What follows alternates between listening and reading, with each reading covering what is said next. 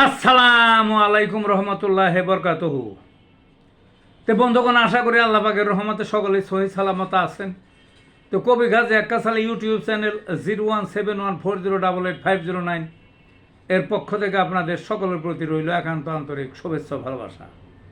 তো বন্ধুগণ, এখন আপনাদের সামনে যে বয়ানটা রাখবার চেষ্টা করব, বয়ানটার নাম হলো ব্যর্থ প্রেমজনিত অসুখে হোমিওপ্যাথিক চিকিৎসা। আপনারা জানেন, ছেলেই হোক মেয়েই হোক এরা প্রেম করে, বুঝলেন না?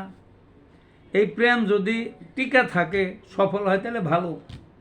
অনেক ক্ষেত্রে দেখবেন প্রেম টিকে থাকে না, যে কোনো কারণে ভাঙ্গা যায়, যে কোনো কারণে হইতে পারে। ভাঙ্গা গেলে এই ছেলেই হোক মেয়েই হোক, এই প্রেমটা ভাঙ্গা গেল, ব্যর্থ হয়ে গেল, তখন সে কত পাগল হয়ে যায় এবং দুশ্চিন্তা করতে করতে কোনো হুদবুদ থাকে না। এই দেবদাস আর কি শরৎচন্দ্রের, তার চেয়ে আরও বেশি দেবদাস হয়ে যায়, বুঝছেন না?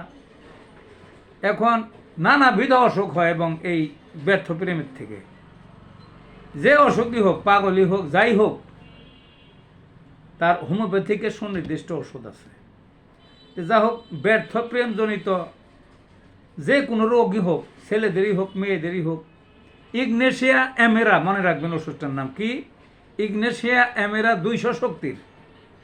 সকালে 1 ডোজ প্রত্যেক দিন খাওয়াইবেন, আর বিকালে খাইবেন বায়োকেমিকের ক্যালিফর 6X 6টা করে বড়ি প্রতিদিন বিকালে।